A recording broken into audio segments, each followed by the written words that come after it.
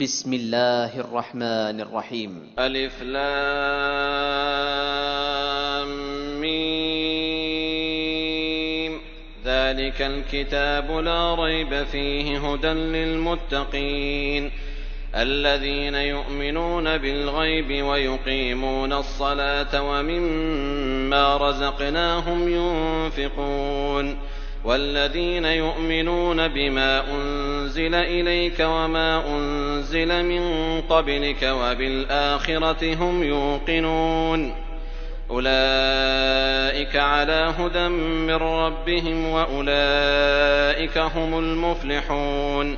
إن الذين كفروا سواء عليهم أأنذرتهم أم لم تنذرهم لا يؤمنون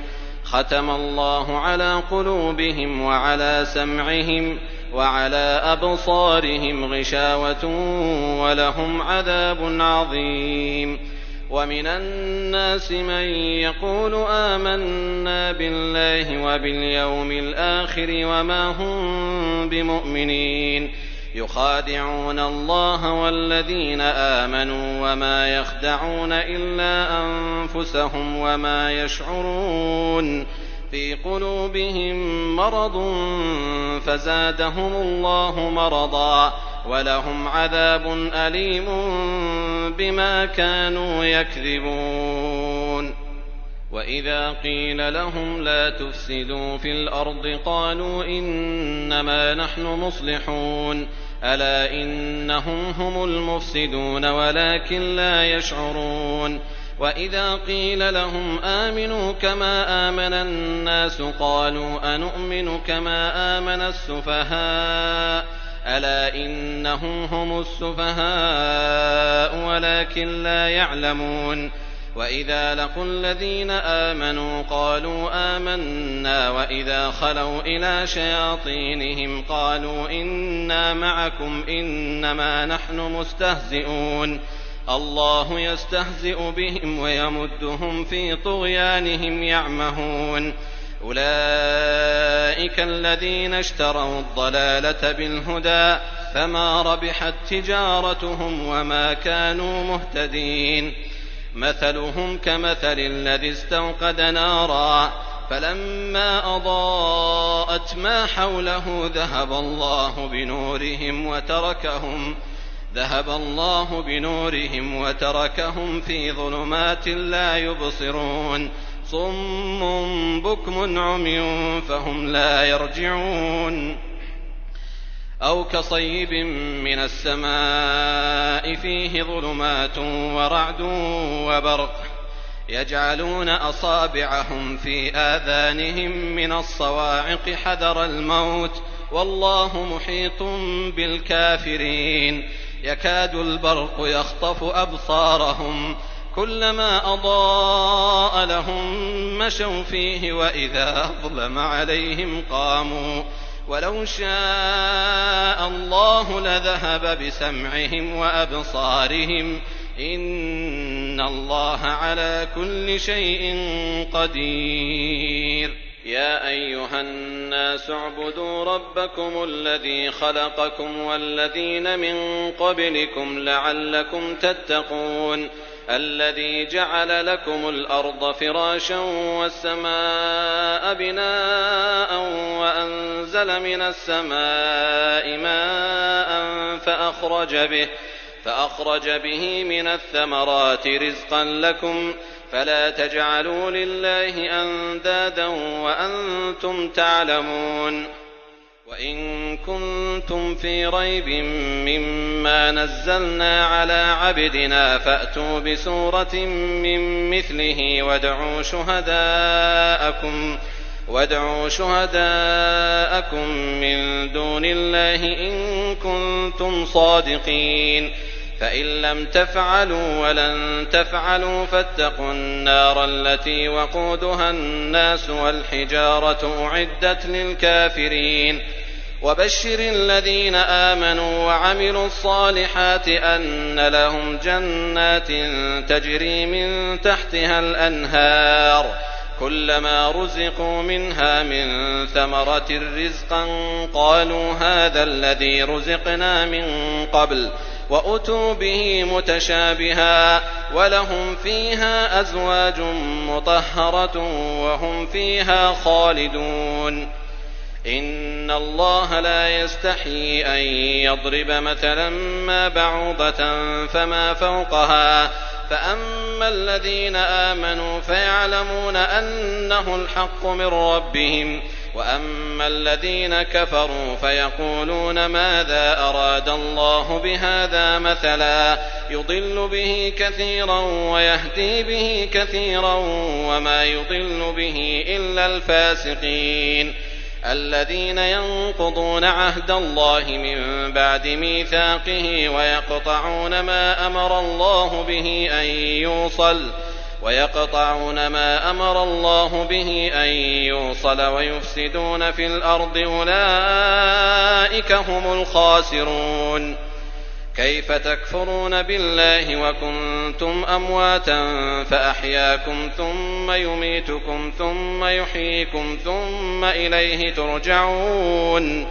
هو الذي خلق لكم ما في الأرض جميعا ثم استوى إلى السماء فسواهن 7 سماوات وهو بكل شيء عليم. وإذ قال ربك للملائكة إني جاعل في الأرض خليفة قالوا أتجعل فيها من يفسد فيها ويسفك الدماء ونحن نسبح بحمدك ونقدس لك قال إني أعلم ما لا تعلمون. وعلم آدم الأسماء كلها ثم عرضهم على الملائكة فقال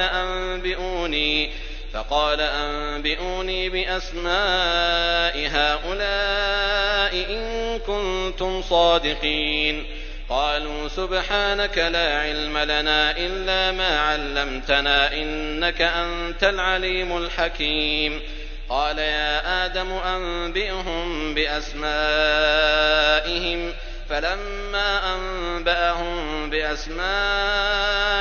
قال ألم أقل لكم إني أعلم غيب السماوات والأرض وأعلم ما تبدون وما كنتم تكتمون. وإذ قلنا للملائكة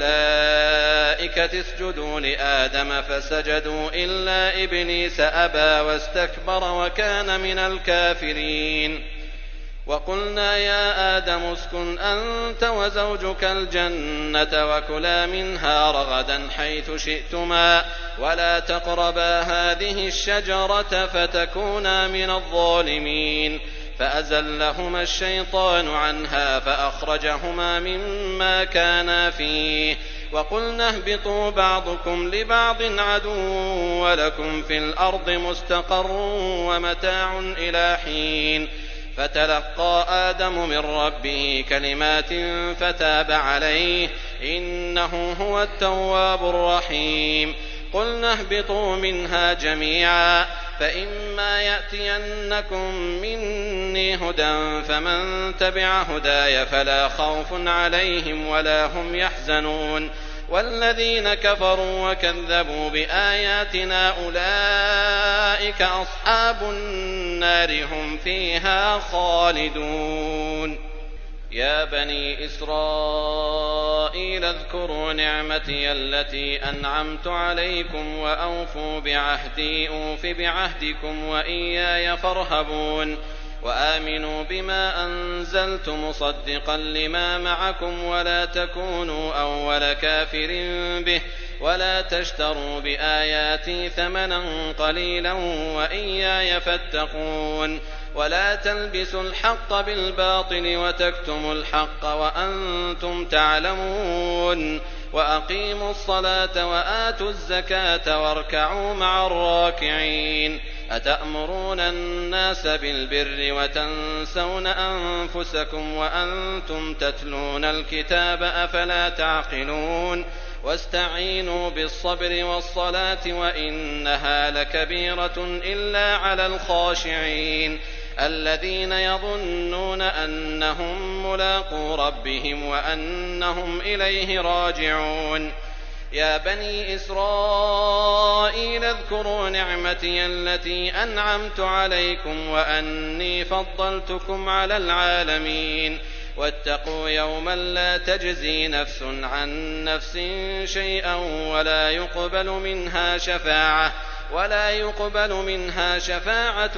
ولا يؤخذ منها عدل ولا هم ينصرون. وإذ نجيناكم من آل فرعون يسومونكم سوء العذاب يذبحون أبناءكم ويستحيون نساءكم وفي ذلكم بلاء من ربكم عظيم. وإذ فرقنا بكم البحر فأنجيناكم وأغرقنا آل فرعون وأنتم تنظرون.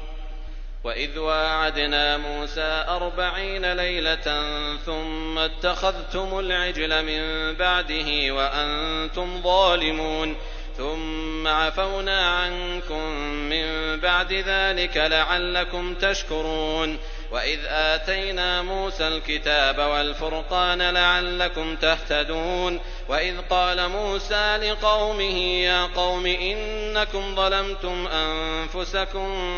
باتخاذكم العجل فتوبوا إلى بارئكم فاقتلوا أنفسكم ذلكم خير لكم عند بارئكم فتاب عليكم إنه هو التواب الرحيم. وإذ قلتم يا موسى لن نؤمن لك حتى نرى الله جهرة فأخذتكم الصاعقة وأنتم تنظرون ثم بعثناكم من بعد موتكم لعلكم تشكرون. وظللنا عليكم الغمام وأنزلنا عليكم المن والسلوى كلوا من طيبات ما رزقناكم وما ظلمونا ولكن كانوا أنفسهم يظلمون.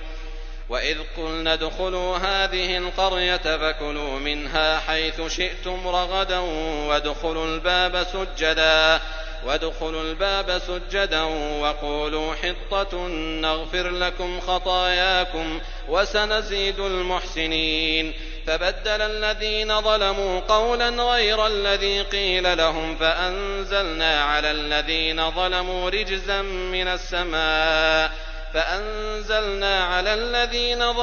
رجزا من السماء بما كانوا يفسقون. وإذ استسقى موسى لقومه فقلنا اضرب بعصاك الحجر فانفجرت منه 12 عينا قد علم كل أناس مشربهم كلوا واشربوا من رزق الله ولا تعثوا في الأرض مفسدين. وإذ قلتم يا موسى لن نصبر على طعام واحد فادع لنا ربك يخرج لنا مما تنبت الأرض من بقلها وقثائها وفومها وعدسها وبصلها قال أتستبدلون الذي هو أدنى بالذي هو خير اهبطوا مصرا فإن لكم ما سألتم وضربت عليهم الذلة والمسكنة وباءوا بغضب من الله ذلك بأنهم كانوا يكفرون بآيات الله ويقتلون النبيين بغير الحق ذلك بما عصوا وكانوا يعتدون. إن الذين آمنوا والذين هادوا والنصارى والصابئين من آمن بالله واليوم الآخر وعمل صالحا فلهم أجرهم عند ربهم ولا خوف عليهم ولا هم يحزنون. وإذ أخذنا ميثاقكم ورفعنا فوقكم الطور خذوا ما آتيناكم بقوة واذكروا ما فيه لعلكم تتقون ثم توليتم من بعد ذلك فلولا فضل الله عليكم ورحمته لكنتم من الخاسرين. ولقد علمتم الذين اعتدوا منكم في السبت فقلنا لهم كونوا قردة خاسئين فجعلناها نكالا لما بين يديها وما خلفها وموعظة للمتقين. وإذ قال موسى لقومه إن الله يأمركم أن تذبحوا بقرة قالوا أتتخذنا هزوا قال أعوذ بالله أن أكون من الجاهلين. قالوا ادع لنا ربك يبين لنا ما هي قال إنه يقول إنها بقرة لا فارض ولا بكر عوان بين ذلك فافعلوا ما تؤمرون. قالوا ادع لنا ربك يبين لنا ما لونها قال إنه يقول إنها بقرة صفراء فاقع لونها تسر الناظرين. قالوا ادع لنا ربك يبين لنا ما هي إن البقرة شابه علينا وإنا إن شاء الله لمهتدون. قال إنه يقول إنها بقرة لا ذلول تثير الأرض ولا تسقي الحرث مسلمة لا شية فيها. قالوا الآن جئت بالحق فذبحوها وما كادوا يفعلون. وإذ قتلتم نفسا فادارأتم فيها والله مخرج ما كنتم تكتمون. فقلنا اضربوه ببعضها كذلك يحيي الله الموتى ويريكم آياته لعلكم تعقلون. ثم قست قلوبكم من بعد ذلك فهي كالحجارة أو أشد قسوة وإن من الحجارة لما يتفجر منه الأنهار وإن منها لما يشقق فيخرج منه الماء وإن منها لما يهبط من خشية الله وما الله بغافل عما تعملون. أفتطمعون أن يؤمنوا لكم وقد كان فريق منهم يسمعون كلام الله ثم يحرفونه من بعد ما عقلوه وهم يعلمون. وإذا لقوا الذين آمنوا قالوا آمنا وإذا خلا بعضهم إلى بعض قالوا أتحدثونهم بما فتح الله عليكم ليحاجوكم به عند ربكم أفلا تعقلون. أولا يعلمون أن الله يعلم ما يسرون وما يعلنون. ومنهم أميون لا يعلمون الكتاب إلا أماني وإن هم إلا يظنون. فويل للذين يكتبون الكتاب بأيديهم ثم يقولون هذا من عند الله ليشتروا به ثمنا قليلا فويل لهم مما كتبت أيديهم وويل لهم مما يكسبون. وقالوا لن تمسنا النار إلا أياما معدودة قل أتخذتم عند الله عهدا فلن يخلف الله عهده أم تقولون على الله ما لا تعلمون. بلى من كسب سيئة وأحاطت به خطيئته فأولئك أصحاب النار هم فيها خالدون. والذين آمنوا وعملوا الصالحات أولئك أصحاب الجنة هم فيها خالدون. وإذ أخذنا ميثاق بني إسرائيل لا تعبدون إلا الله وبالوالدين إحسانا وذي القربى واليتامى والمساكين وقولوا للناس حسنا وأقيموا الصلاة وآتوا الزكاة ثم توليتم إلا قليلا منكم وأنتم معرضون. وإذ أخذنا ميثاقكم لا تسفكون دماءكم ولا تخرجون أنفسكم من دياركم ثم أقررتم وأنتم تشهدون. ثم أنتم هؤلاء تقتلون أنفسكم وتخرجون فريقا منكم من ديارهم تظاهرون عليهم بالإثم والعدوان وإن يأتوكم أسارى تفادوهم وهو محرم عليكم إخراجهم أفتؤمنون ببعض الكتاب وتكفرون ببعض فما جزاء من يفعل ذلك منكم إلا خزي في الحياة الدنيا ويوم القيامة يردون إلى أشد العذاب وما الله بغافل عما تعملون أولئك الذين اشتروا الحياة الدنيا بالآخرة فلا يخفف عنهم العذاب ولا هم ينصرون. ولقد آتينا موسى الكتاب وقفينا من بعده بالرسل وآتينا عيسى ابن مريم البينات وأيدناه بروح القدس أفكلما جاءكم رسول بما لا تهوى أنفسكم استكبرتم ففريقا كذبتم وفريقا تقتلون وقالوا قلوبنا غلف بل لعنهم الله بكفرهم فقليلا ما يؤمنون ولما جاءهم كتاب من عند الله مصدق لما معهم وكانوا من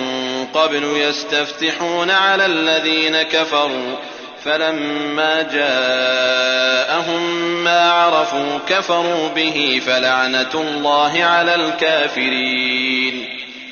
بئس ما اشتروا به أنفسهم أن يكفروا بما أنزل الله بغيا أن ينزل الله من فضله على من يشاء من عباده فباءوا بغضب على غضب وللكافرين عذاب مهين. وإذا قيل لهم آمنوا بما أنزل الله قالوا نؤمن بما أنزل علينا ويكفرون بما وراءه وهو الحق مصدقا لما معهم قل فلم تقتلون أنبياء الله من قبل إن كنتم مؤمنين ولقد جاءكم موسى بالبينات ثم اتخذتم العجل من بعده وأنتم ظالمون وإذ أخذنا ميثاقكم ورفعنا فوقكم الطور خذوا ما آتيناكم بقوة واسمعوا قالوا سمعنا وعصينا وأشربوا في قلوبهم العجل بكفرهم قل بئس ما يأمركم به إيمانكم إن كنتم مؤمنين قل إن كانت لكم الدار الآخرة عند الله خالصة من دون الناس فتمنوا الموت إن كنتم صادقين ولن يتمنوه أبدا بما قدمت أيديهم والله عليم بالظالمين ولتجدنهم أحرص الناس على حياة ومن الذين أشركوا يود أحدهم لو يعمر 1000 سنة وما هو بمزحزحه من العذاب أن يعمر والله بصير بما يعملون قل من كان عدوا لجبريل فإنه نزله على قلبك بإذن الله مصدقا لما بين يديه وهدى وبشرى للمؤمنين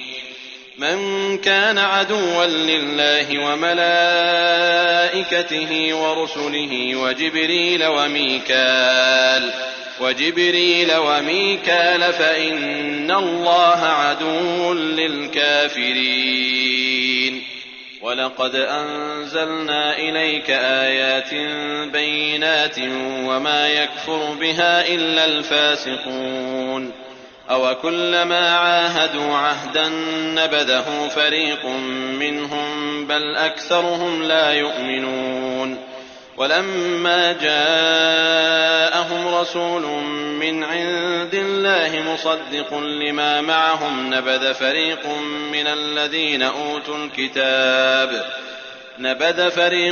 من الذين أوتوا الكتاب كتاب الله وراء ظهورهم كأنهم لا يعلمون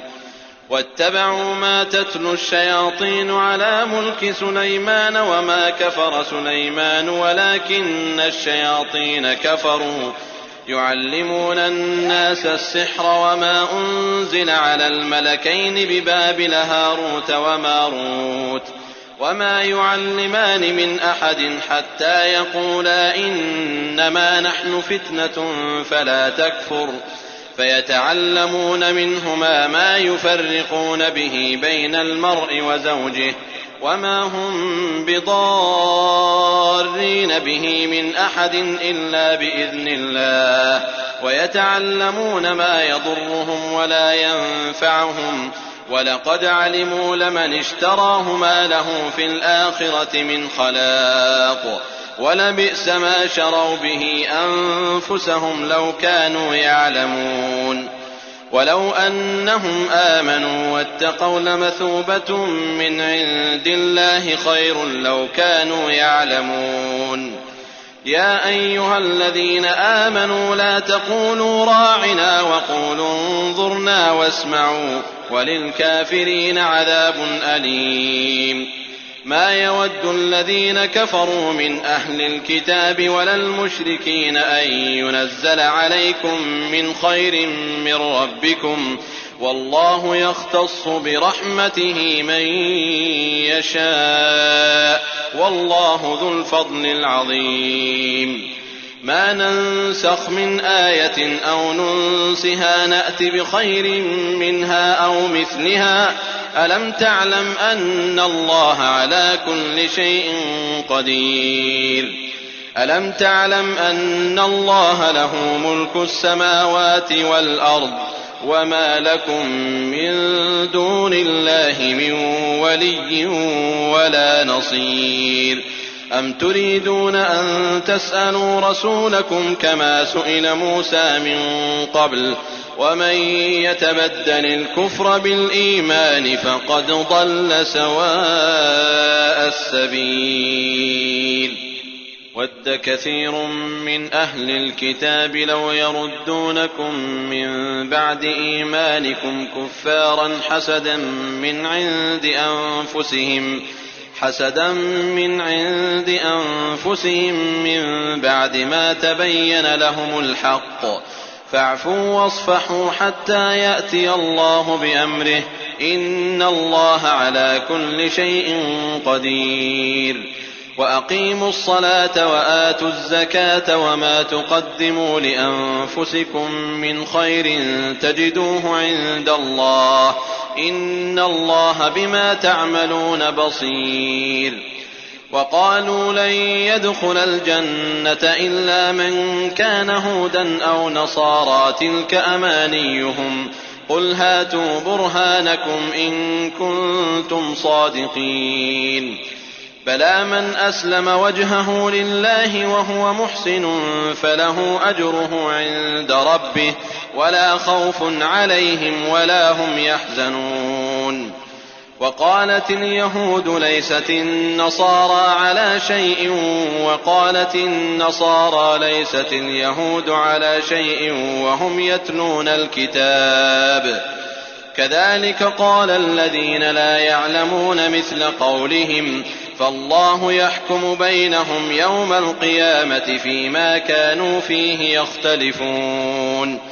ومن أظلم ممن منع مساجد الله أن يذكر فيها اسمه وسعى في خرابها أولئك ما كان لهم أن يدخلوها إلا خائفين لهم في الدنيا خزي ولهم في الآخرة عذاب عظيم ولله المشرق والمغرب فأينما تولوا فثم وجه الله إن الله واسع عليم وقالوا اتخذ الله ولدا سبحانه بل له ما في السماوات والأرض كل له قانتون بديع السماوات والأرض وإذا قضى أمرا فإنما يقول له كن فيكون وقال الذين لا يعلمون لولا يكلمنا الله أو تأتينا آية كذلك قال الذين من قبلهم مثل قولهم تشابهت قلوبهم قد بينا الآيات لقوم يوقنون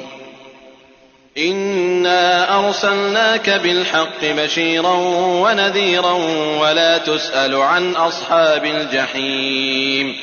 ولن ترضى عنك اليهود ولا النصارى حتى تتبع ملتهم قل إن هدى الله هو الهدى ولئن اتبعت أهواءهم بعد الذي جاءك من العلم ما لك من الله من ولي ولا نصير الذين آتيناهم الكتاب يتلونه حق تلاوته أولئك يؤمنون به ومن يكفر به فأولئك هم الخاسرون يا بني إسرائيل اذكروا نعمتي التي أنعمت عليكم وأني فضلتكم على العالمين واتقوا يوما لا تجزي نفس عن نفس شيئا ولا يقبل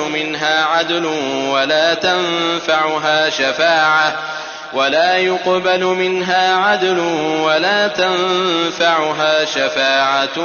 ولا هم ينصرون وإذ ابتلى إبراهيم ربه بكلمات فأتمهن قال إني جاعلك للناس إماما قال ومن ذريتي قال لا ينال عهد الظالمين وإذ جعلنا البيت مثابة للناس وأمنا واتخذوا من مقام إبراهيم مصلى وعهدنا إلى إبراهيم وإسماعيل أن طهرا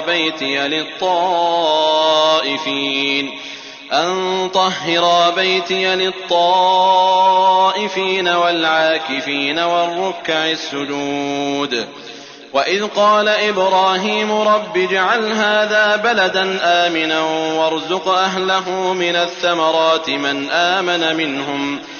آمن منهم بالله واليوم الآخر قال ومن كفر فأمتعه قليلا ثم أضطره إلى عذاب النار وبئس المصير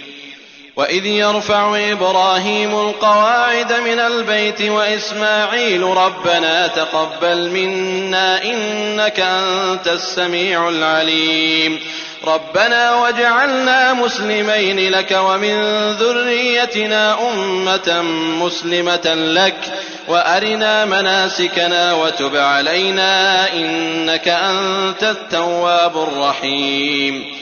ربنا وابعث فيهم رسولا منهم يتلو عليهم آياتك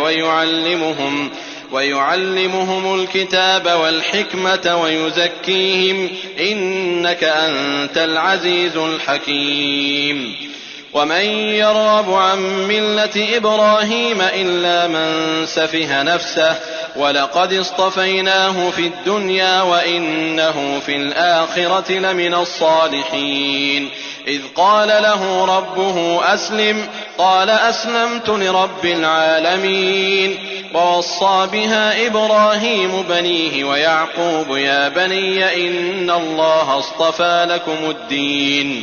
يا بني إن الله اصطفى لكم الدين فلا تموتن إلا وأنتم مسلمون أم كنتم شهداء إذ حضر يعقوب الموت إذ قال لبنيه ما تعبدون من بعدي قالوا نعبد إلهك وإله آبائك إبراهيم وإسماعيل وإسحاق إلها واحدا ونحن له مسلمون تلك أمة قد خلت لها ما كسبت ولكم ما كسبتم ولا تسألون عما كانوا يعملون. وقالوا كونوا هودا أو نصارى تهتدوا قل بل ملة إبراهيم حنيفا وما كان من المشركين. قولوا آمنا بالله وما أنزل إلينا وما أنزل إلى إبراهيم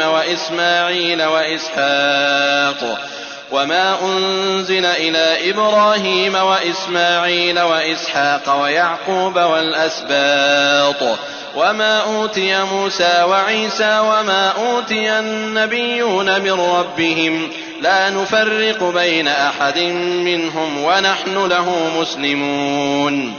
فإن آمنوا بمثل ما آمنتم به فقد اهتدوا وإن تولوا فإنما هم في شقاق فسيكفيكهم الله وهو السميع العليم. صبغة الله ومن أحسن من الله صبغة ونحن له عابدون. قل أتحاجوننا في الله وهو ربنا وربكم ولنا أعمالنا ولكم أعمالكم ونحن له مخلصون. أم تقولون إن إبراهيم وإسماعيل وإسحاق ويعقوب والأسباط كانوا هودا أو نصارى قل أأنتم أعلم أم الله ومن أظلم ممن كتم شهادة عنده من الله وما الله بغافل عما تعملون. تلك أمة قد خلت لها ما كسبت ولكم ما كسبتم ولا تسألون عما كانوا يعملون.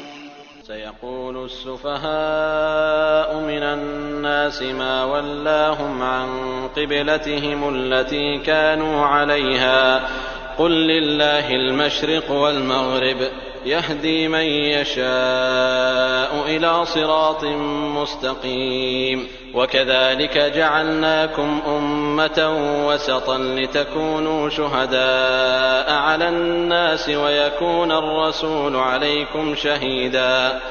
وما جعلنا القبلة التي كنت عليها إلا لنعلم من يتبع الرسول ممن ينقلب على عقبيه وإن كانت لكبيرة إلا على الذين هدى الله وما كان الله ليضيع إيمانكم إن الله بالناس لرءوف رحيم. قد نرى تقلب وجهك في السماء فلنولينك قبلة ترضاها فول وجهك شطر المسجد الحرام وحيث ما كنتم فولوا وجوهكم شطره وإن الذين أوتوا الكتاب ليعلمون أنه الحق من ربهم وما الله بغافل عما يعملون. ولئن أتيت الذين أوتوا الكتاب بكل آية ما تبعوا قبلتك وما أنت بتابع قبلتهم وما بعضهم بتابع قبلة بعض ولئن اتبعت أهواءهم من بعد ما جاءك من العلم إنك إذا لمن الظالمين. الذين آتيناهم الكتاب يعرفونه كما يعرفون أبناءهم وإن فريقا منهم ليكتمون الحق وهم يعلمون. الحق من ربك فلا تكونن من الممترين. ولكل وجهة هو موليها فاستبقوا الخيرات أينما تكونوا يأت بكم الله جميعا إن الله على كل شيء قدير. ومن حيث خرجت فول وجهك شطر المسجد الحرام وإنه للحق من ربك وما الله بغافل عما تعملون. ومن حيث خرجت فول وجهك شطر المسجد الحرام وحيث ما كنتم فولوا وجوهكم شطره لئلا يكون للناس عليكم حجة إلا الذين ظلموا منهم فلا تخشوهم واخشوني ولأتم نعمتي عليكم ولعلكم تهتدون كما أرسلنا فيكم رسولا منكم يتلو عليكم آياتنا ويزكيكم ويعلمكم الكتاب والحكمة ويعلمكم ما لم تكونوا تعلمون فاذكروني أذكركم واشكروا لي ولا تكفرون يا أيها الذين آمنوا استعينوا بالصبر والصلاة إن الله مع الصابرين ولا تقولوا لمن يقتل في سبيل الله أموات بل أحياء ولكن لا تشعرون ولنبلونكم بشيء من الخوف والجوع ونقص من الأموال والأنفس والثمرات وبشر الصابرين الذين إذا أصابتهم مصيبة قالوا إنا لله وإنا إليه راجعون أولئك عليهم صلوات من ربهم ورحمة وأولئك هم المهتدون إن الصفا والمروة من شعائر الله فمن حج البيت أو اعتمر فلا جناح عليه أن يطوف بهما ومن تطوع خيرا فإن الله شاكر عليم إن الذين يكتمون ما أنزلنا من البينات والهدى من بعد ما بيناه للناس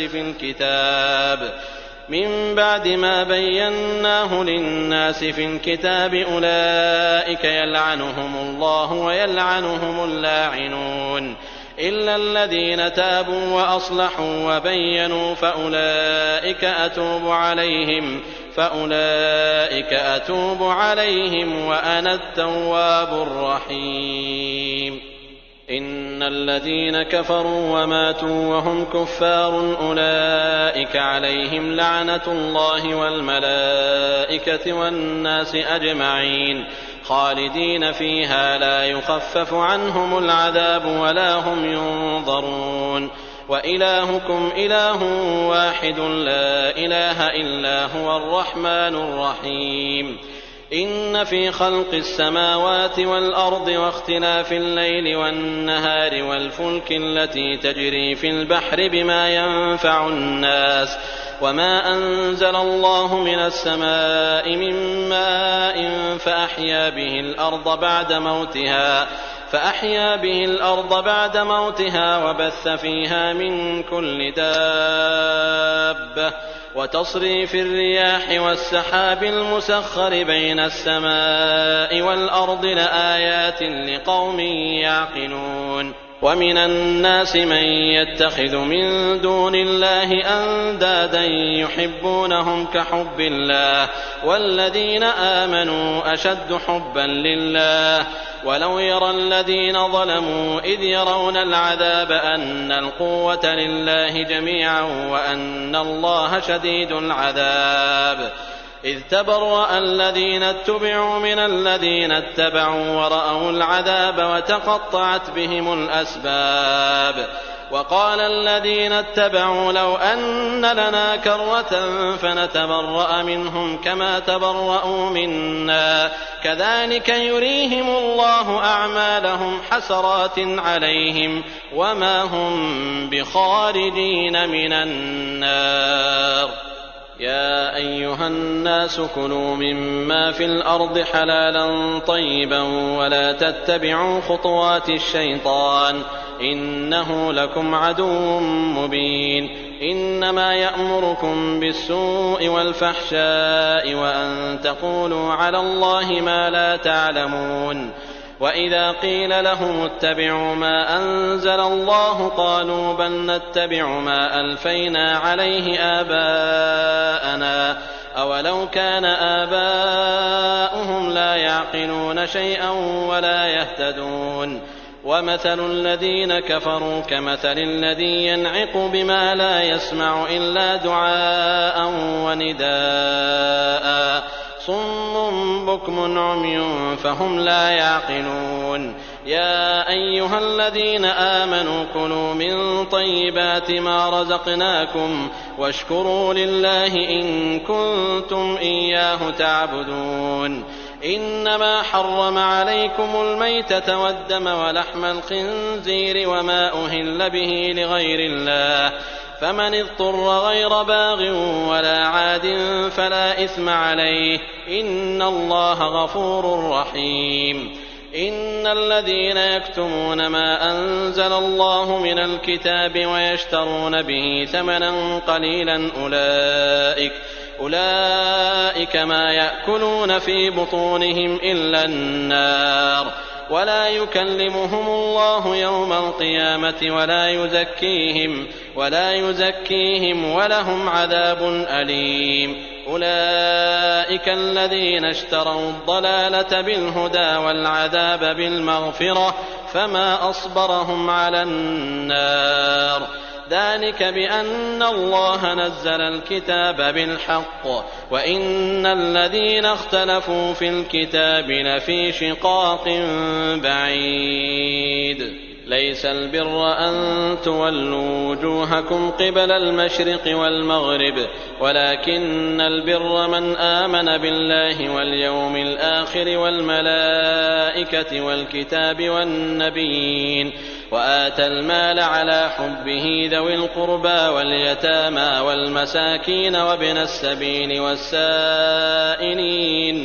والسائلين وفي الرقاب وأقام الصلاة وآتى الزكاة والموفون بعهدهم إذا عاهدوا والصابرين في البأساء والضراء وحين البأس أولئك الذين صدقوا وأولئك هم المتقون يا أيها الذين آمنوا كتب عليكم القصاص في القتلى الحر بالحر والعبد بالعبد والأنثى بالأنثى فمن عفي له من أخيه شيء فاتباع بالمعروف وأداء إليه بإحسان ذلك تخفيف من ربكم ورحمة فمن اعتدى بعد ذلك فله عذاب أليم ولكم في القصاص حياة يا أولي الألباب لعلكم تتقون كتب عليكم إذا حضر أحدكم الموت إن ترك خيرا الوصية للوالدين والأقربين بالمعروف حقا على المتقين فمن بدله بعدما سمعه فإنما إثمه على الذين يبدلونه إن الله سميع عليم فمن خاف من موص جنفا أو إثما فأصلح بينهم فلا إثم عليه إن الله غفور رحيم يا أيها الذين آمنوا كتب عليكم الصيام كما كتب على الذين من قبلكم لعلكم تتقون أياما معدودات فمن كان منكم مريضا أو على سفر فعدة من أيام أخر وعلى الذين يطيقونه فدية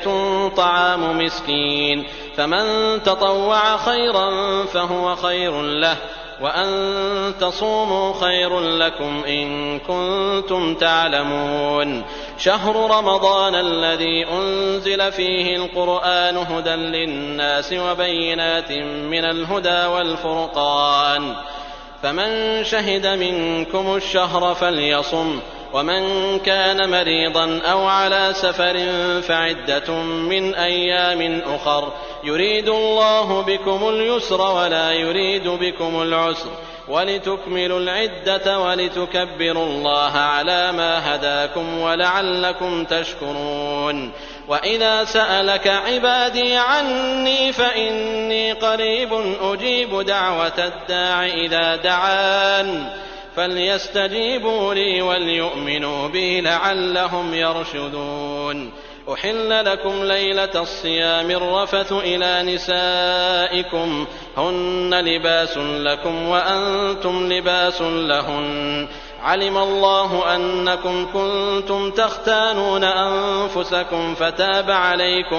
فتاب عليكم وعفى عنكم فالآن باشروهن وابتغوا ما كتب الله لكم وكلوا واشربوا حتى يتبين لكم الخيط الأبيض من الخيط الأسود من الفجر ثم أتموا الصيام إلى الليل ولا تباشروهن وأنتم عاكفون في المساجد تلك حدود الله فلا تقربوها كذلك يبين الله آياته للناس لعلهم يتقون.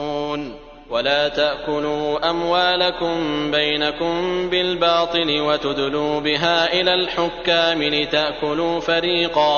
لتأكلوا فريقا من أموال الناس بالإثم وأنتم تعلمون. يسألونك عن الأهلة قل هي مواقيت للناس والحج وليس البر بأن تأتوا البيوت من ظهورها ولكن البر من اتقى وأتوا البيوت من أبوابها واتقوا الله لعلكم تفلحون. وقاتلوا في سبيل الله الذين يقاتلونكم ولا تعتدوا إن الله لا يحب المعتدين. وقتلوهم حيث ثقفتموهم وأخرجوهم من حيث أخرجوكم والفتنة أشد من القتل ولا تقاتلوهم عند المسجد الحرام حتى يقاتلوكم فيه فإن قاتلوكم فاقتلوهم كذلك جزاء الكافرين فإن انتهوا فإن الله غفور رحيم. وقاتلوهم حتى لا تكون فتنة ويكون الدين لله فإن انتهوا فلا عدوان إلا على الظالمين. الشهر الحرام بالشهر الحرام والحرمات قصاص فمن اعتدى عليكم فاعتدوا عليه بمثل ما اعتدى عليكم واتقوا الله واعلموا أن الله مع المتقين. وأنفقوا في سبيل الله ولا تلقوا بأيديكم إلى التهلكة وأحسنوا إن الله يحب المحسنين. وأتموا الحج والعمرة لله فإن أحصرتم فما استيسر من الهدي ولا تحلقوا رؤوسكم حتى يبلغ الهدي محله فمن كان منكم مريضا أو به أذى من رأسه ففدية من صيام أو صدقة أو نسك فإذا أمنتم فمن تمتع بالعمرة إلى الحج فما استيسر من الهدي فمن لم يجد فصيام 3 أيام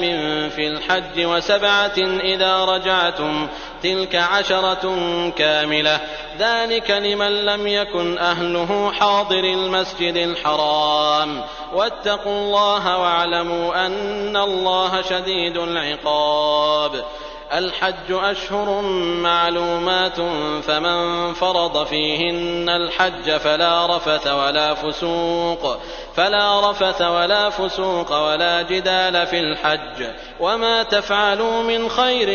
يعلمه الله وتزودوا فإن خير الزاد التقوى واتقون يا أولي الألباب.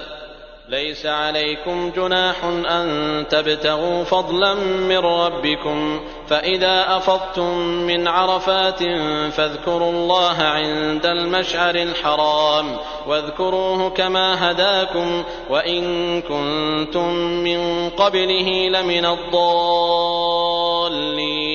ثم أفيضوا من حيث أفاض الناس واستغفروا الله إن الله غفور رحيم. فإذا قضيتم مناسككم فاذكروا الله كذكركم آباءكم أو أشد ذكرا فمن الناس من يقول ربنا آتنا في الدنيا وما له في الآخرة من خلاق ومنهم من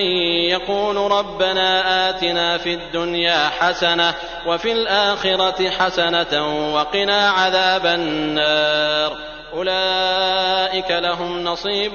مما كسبوا والله سريع الحساب واذكروا الله في أيام معدودات فمن تعجل في يومين فلا إثم عليه ومن تأخر فلا إثم عليه لمن اتقى واتقوا الله واعلموا أنكم إليه تحشرون. ومن الناس من يعجبك قوله في الحياة الدنيا ويشهد الله على ما في قلبه وهو ألد الخصام وإذا تولى سعى في الأرض ليفسد فيها ويهلك الحرث والنسل والله لا يحب الفساد وإذا قيل له اتق الله أخذته العزة بالإثم فحسبه جهنم ولبئس المهاد. ومن الناس من يشري نفسه ابتغاء مرضات الله والله رءوف بالعباد. يا أيها الذين آمنوا ادخلوا في السلم كافة ولا تتبعوا خطوات الشيطان إنه لكم عدو مبين. فإن زللتم من بعد ما جاءتكم البينات فاعلموا أن الله عزيز حكيم. هل ينظرون إلا أن يأتيهم الله في ظلل من الغمام والملائكة وقضي الأمر وإلى الله ترجع الأمور. سل بني إسرائيل كم آتيناهم من آية بينة ومن يبدل نعمة الله من بعد ما جاءته فإن الله شديد العقاب. زين للذين كفروا الحياة الدنيا ويسخرون من الذين آمنوا والذين اتقوا فوقهم يوم القيامة والله يرزق من يشاء بغير حساب. كان الناس أمة واحدة فبعث الله النبيين مبشرين ومنذرين وأنزل معهم الكتاب بالحق ليحكم بين الناس فيما اختلفوا فيه وما اختلف فيه إلا الذين أوتوه من بعد ما جاءتهم البينات بغيا بينهم فهدى الله الذين آمنوا لما اختلفوا فيه من الحق بإذنه والله يهدي من يشاء إلى صراط مستقيم. أم حسبتم أن تدخلوا الجنة ولما يأتكم مثل الذين خلوا من قبلكم مستهم البأساء والضراء وزلزلوا حتى يقول الرسول والذين آمنوا معه متى نصر الله ألا إن نصر الله قريب. يسألونك ماذا ينفقون قل ما أنفقتم من خير فللوالدين والأقربين واليتامى والمساكين وابن السبيل وما تفعلوا من خير فإن الله به عليم. كتب عليكم القتال وهو كره لكم وعسى أن تكرهوا شيئا وهو خير لكم وعسى أن تحبوا شيئا وهو شر لكم والله يعلم وأنتم لا تعلمون. يسألونك عن الشهر الحرام قتال فيه قل قتال فيه كبير وصد عن سبيل الله وكفر به والمسجد الحرام وإخراج أهله منه أكبر عند الله والفتنة أكبر من القتل ولا يزالون يقاتلونكم حتى يردوكم عن دينكم إن استطاعوا ومن يرتدد منكم عن دينه فيمت وهو كافر فأولئك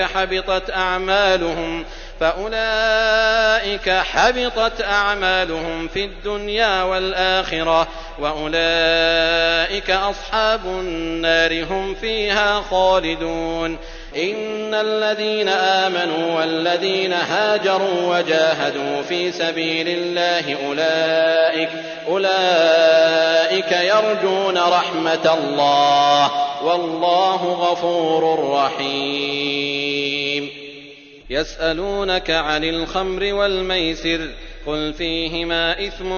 كبير ومنافع للناس وإثمهما أكبر من نفعهما ويسألونك ماذا ينفقون قل العفو كذلك يبين الله لكم الآيات لعلكم تتفكرون في الدنيا والآخرة. ويسألونك عن اليتامى قل إصلاح لهم خير وإن تخالطوهم فإخوانكم والله يعلم المفسد من المصلح ولو شاء الله لأعنتكم إن الله عزيز حكيم. ولا تنكحوا المشركات حتى يؤمن ولأمة مؤمنة خير من مشركة ولو أعجبتكم ولا تنكحوا المشركين حتى يؤمنوا ولعبد مؤمن خير من مشرك ولو أعجبكم أولئك يدعون إلى النار والله يدعو إلى الجنة والمغفرة بإذنه ويبين آياته للناس لعلهم يتذكرون. ويسألونك عن المحيض قل هو أذى فاعتزلوا النساء في المحيض ولا تقربوهن حتى يطهرن فإذا تطهرن فأتوهن من حيث أمركم الله إن الله يحب التوابين ويحب المتطهرين. نساؤكم حرث لكم فأتوا حرثكم أنى شئتم وقدموا لأنفسكم واتقوا الله واعلموا أنكم ملاقوه وبشر المؤمنين. ولا تجعلوا الله عرضة لأيمانكم أن تبروا وتتقوا وتصلحوا بين الناس والله سميع عليم. لا يؤاخذكم الله باللغو في أيمانكم ولكن يؤاخذكم بما كسبت قلوبكم والله غفور حليم. للذين يؤلون من نسائهم تربص 4 أشهر فإن فاءوا فإن الله غفور رحيم.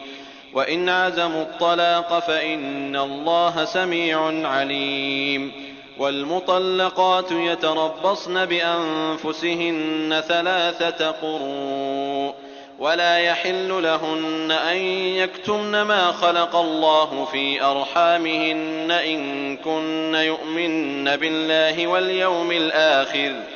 وبعولتهن أحق بردهن في ذلك إن أرادوا إصلاحا ولهن مثل الذي عليهن بالمعروف وللرجال عليهن درجة والله عزيز حكيم. الطلاق 2 فإمساك بمعروف أو تسريح بإحسان. ولا يحل لكم أن تأخذوا مما آتيتموهن شيئا إلا أن يخافا ألا يقيما حدود الله فإن خفتم ألا يقيما حدود الله فلا جناح عليهما فيما افتدت به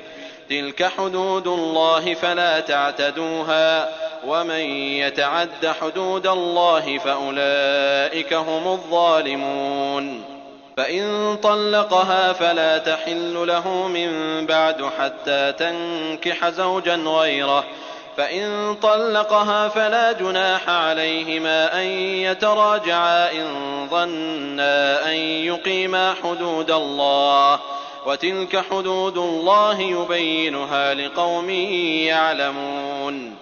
وإذا طلقتم النساء فبلغن أجلهن فأمسكوهن بمعروف أو سرحوهن بمعروف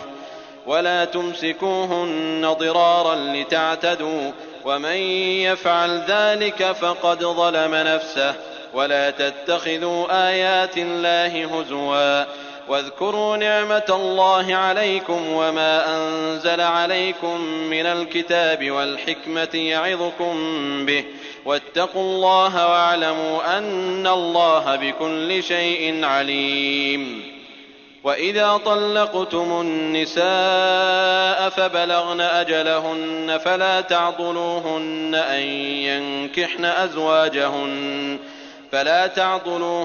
أن ينكحن أزواجهن إذا تراضوا بينهم بالمعروف،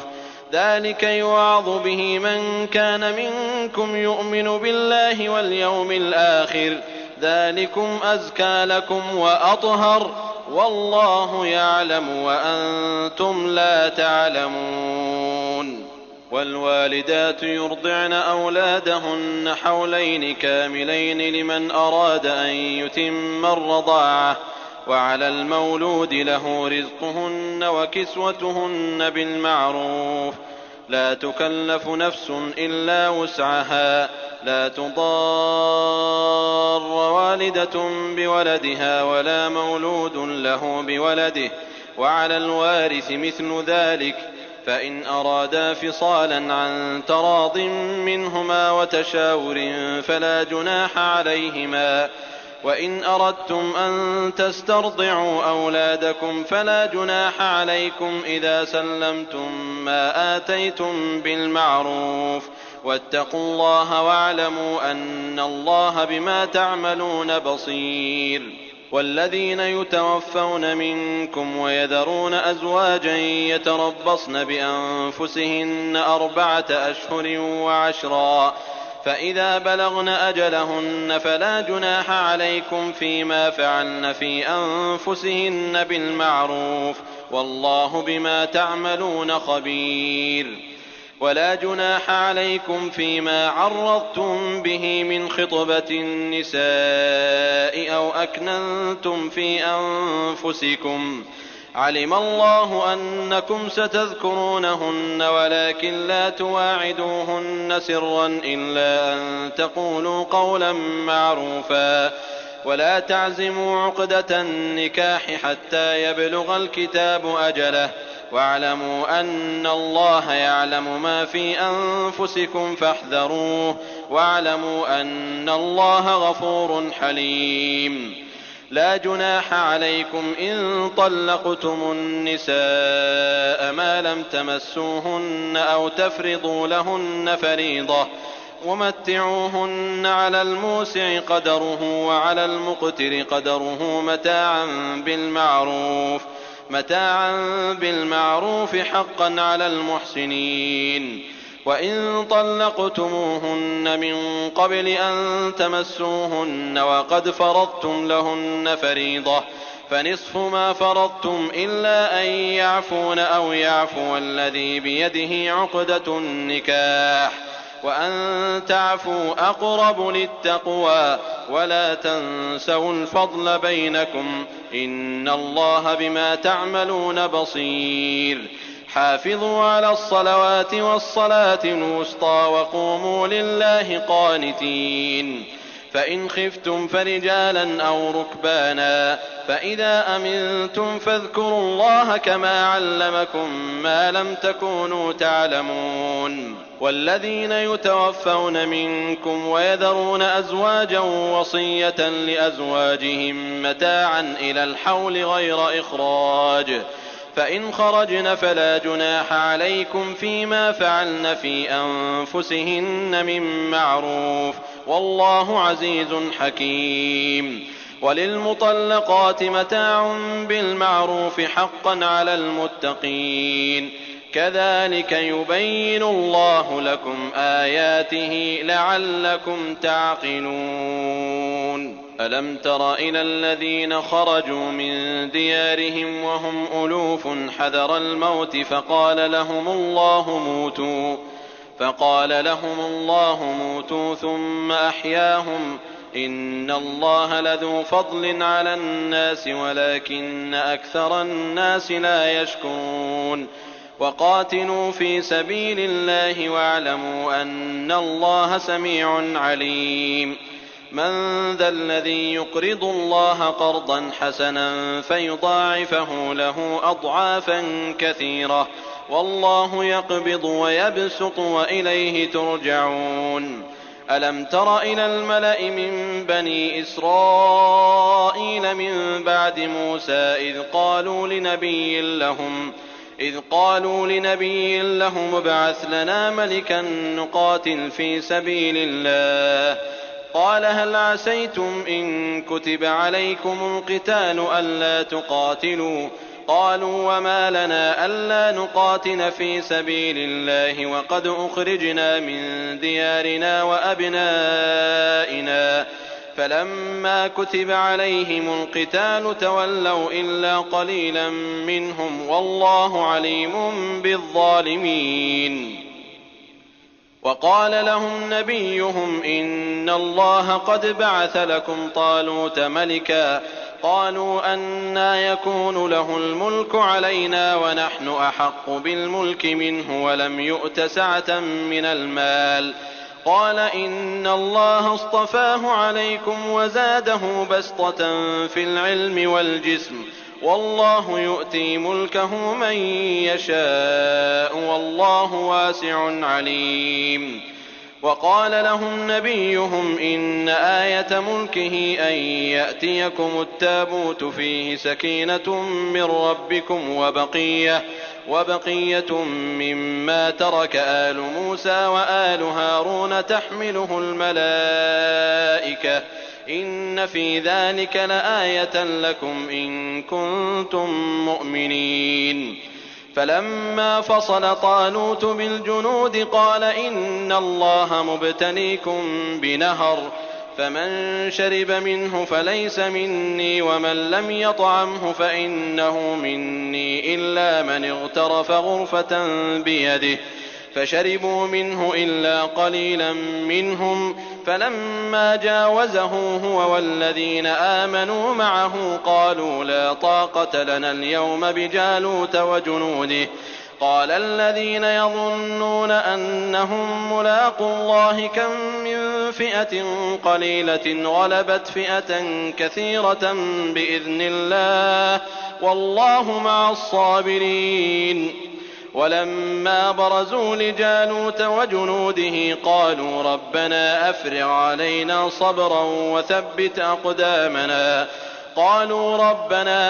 علينا صبرا وثبت أقدامنا وانصرنا على القوم الكافرين. فهزموهم بإذن الله وقتل داود جالوت وآتاه الله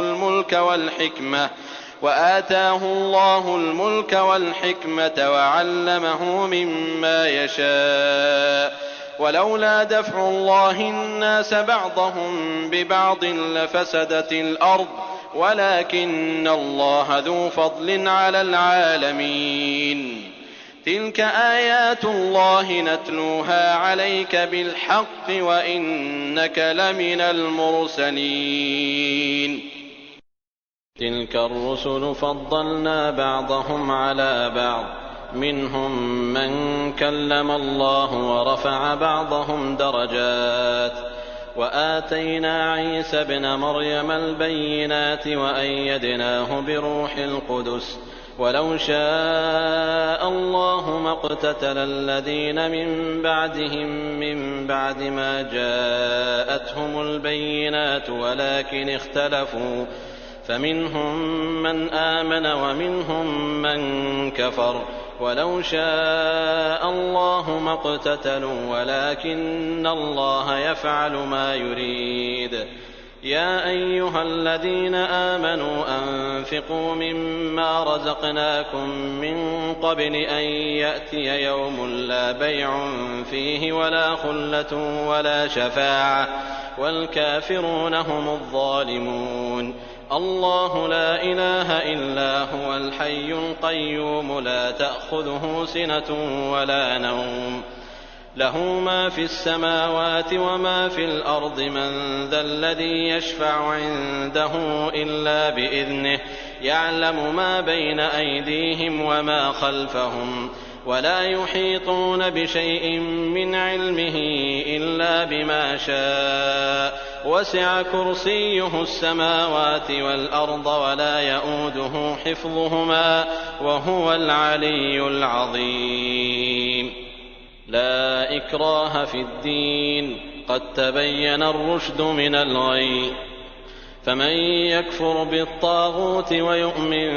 بالله فقد استمسك بالعروة الوثقى لا انفصام لها والله سميع عليم. الله ولي الذين آمنوا يخرجهم من الظلمات إلى النور والذين كفروا أولياؤهم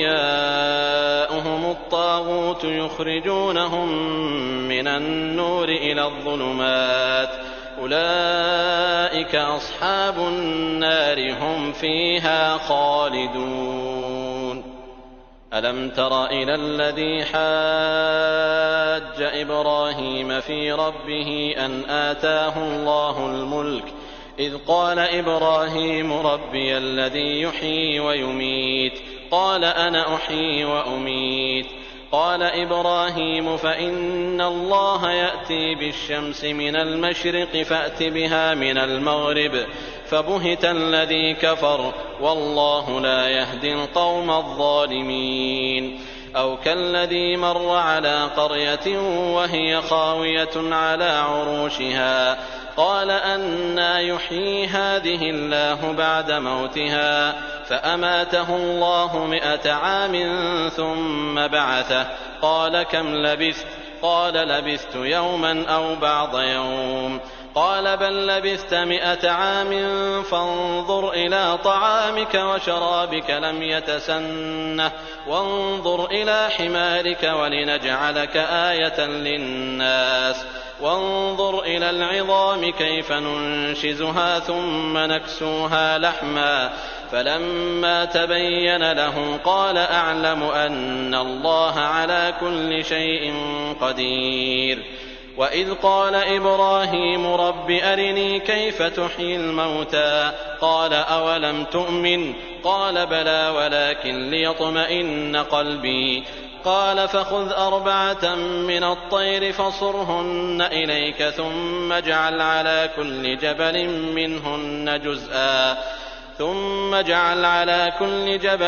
منهن جزءا ثم ادعهن يأتينك سعيا واعلم أن الله عزيز حكيم. مثل الذين ينفقون أموالهم في سبيل الله كمثل حبة أنبتت 7 سنابل في كل سنبلة 100 حبة والله يضاعف لمن يشاء والله واسع عليم. الذين ينفقون أموالهم في سبيل الله ثم لا يتبعون ما أنفقوا منا ولا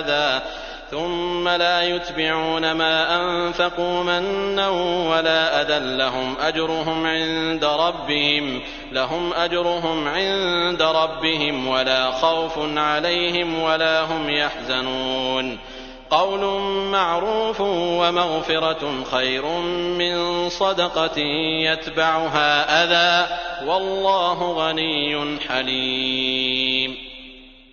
يا أيها الذين آمنوا لا تبطلوا صدقاتكم بالمن والأذى كالذي ينفق ماله رئاء الناس ولا يؤمن بالله واليوم الآخر فمثله كمثل صفوان عليه تراب فأصابه وابل فتركه صلدا لا يقدرون على شيء مما كسبوا والله لا يهدي القوم الكافرين. ومثل الذين ينفقون أموالهم ابتغاء مرضات الله وتثبيتا من أنفسهم كمثل جنة بربوة أصابها وابل فآتت أكلها ضعفين فإن لم يصبها وابل فطل والله بما تعملون بصير. أيود أحدكم أن تكون له جنة من نخيل وأعناب تجري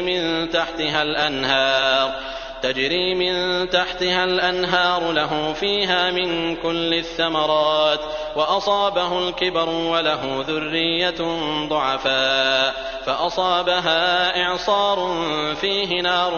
فاحترقت كذلك يبين الله لكم الآيات لعلكم تتفكرون يا أيها الذين آمنوا أنفقوا من طيبات ما كسبتم ومما أخرجنا لكم من الأرض ولا تيمموا الخبيث منه تنفقون ولستم بآخذيه إلا أن تغمضوا فيه واعلموا أن الله غني حميد الشيطان يعدكم الفقر ويأمركم بالفحشاء والله يعدكم مغفرة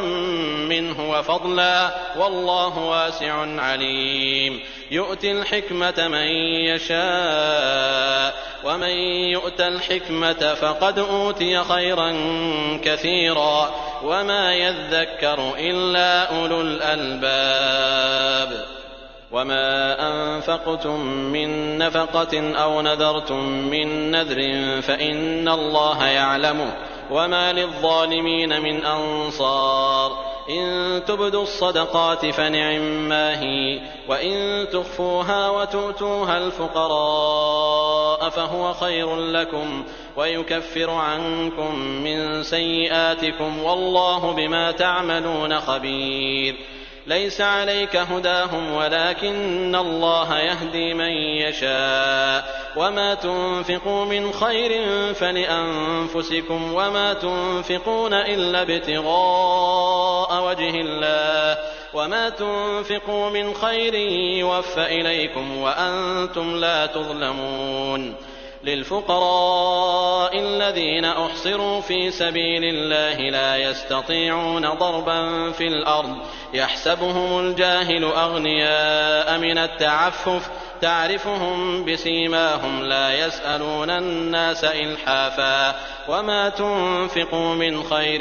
فإن الله به عليم الذين ينفقون أموالهم بالليل والنهار سرا وعلانية فلهم أجرهم عند ربهم ولا خوف عليهم ولا هم يحزنون الذين يأكلون الربا لا يقومون إلا كما يقوم الذي يتخبطه الشيطان من المس ذلك بأنهم قالوا إنما البيع مثل الربا وأحل الله البيع وحرم الربا فمن جاءه موعظة من ربه فانتهى فله ما سلف وأمره إلى الله ومن عاد فأولئك أصحاب النار هم فيها خالدون يمحق الله الربا ويربي الصدقات والله لا يحب كل كفار أثيم إن الذين آمنوا وعملوا الصالحات وأقاموا الصلاة وآتوا الزكاة لهم أجرهم عند ربهم ولا خوف عليهم ولا هم يحزنون يا أيها الذين آمنوا اتقوا الله وذروا ما بقي من الربا إن كنتم مؤمنين فإن لم تفعلوا فأذنوا بحرب من الله ورسوله وإن تبتم فلكم رؤوس أموالكم لا تظلمون ولا تظلمون وإن كان ذو عسرة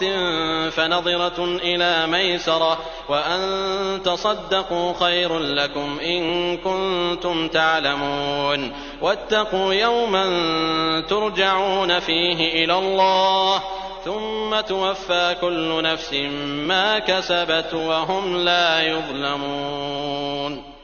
يا أيها الذين آمنوا إذا تداينتم بدين إلى أجل مسمى فاكتبوه وليكتب بينكم كاتب بالعدل ولا يأب كاتب أن يكتب كما علمه الله فليكتب وليملل الذي عليه الحق وليتق الله ربه ولا يبخس منه شيئا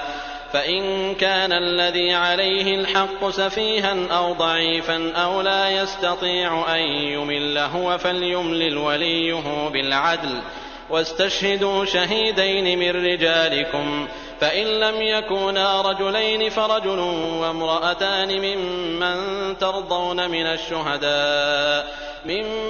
ترضون من الشهداء أن تضل إحداهما فتذكر إحداهما الأخرى ولا يأبى الشهداء إذا ما دعوا ولا تسأموا أن تكتبوه صغيرا أو كبيرا إلى أجله ذلكم أقسط عند الله وأقوم للشهادة وأدنى ألا ترتابوا إلا أن تكون تجارة حاضرة تديرونها بينكم فليس عليكم جناح ألا تكتبوها وأشهدوا إذا تبايعتم ولا يضار كاتب ولا شهيد وإن تفعلوا فإنه فسوق بكم واتقوا الله ويعلمكم الله والله بكل شيء عليم. وإن كنتم على سفر ولم تجدوا كاتبا فرهان مقبوضة فإن أمن بعضكم بعضا فليؤد الذي اؤتمن أمانته وليتق الله ربه ولا تكتموا الشهادة ومن يكتمها فإنه آثم قلبه والله بما تعملون عليم. لله ما في السماوات وما في الأرض وإن تبدوا ما في أنفسكم أو تخفوه يحاسبكم به الله فيغفر لمن يشاء ويعذب من يشاء والله على كل شيء قدير. آمن الرسول بما أنزل إليه من ربه والمؤمنون كل آمن بالله وملائكته وكتبه ورسله لا نفرق بين أحد من رسله وقالوا سمعنا وأطعنا غفرانك ربنا وإليك المصير. لا يكلف الله نفسا إلا وسعها لها ما كسبت وعليها ما اكتسبت ربنا لا تؤاخذنا إن نسينا أو أخطأنا ربنا ولا تحمل علينا إصرا كما حملته على الذين من قبلنا ربنا ولا تحملنا ما لا طاقة لنا به واعف عنا واغفر لنا وارحمنا أنت مولانا فانصرنا على القوم الكافرين.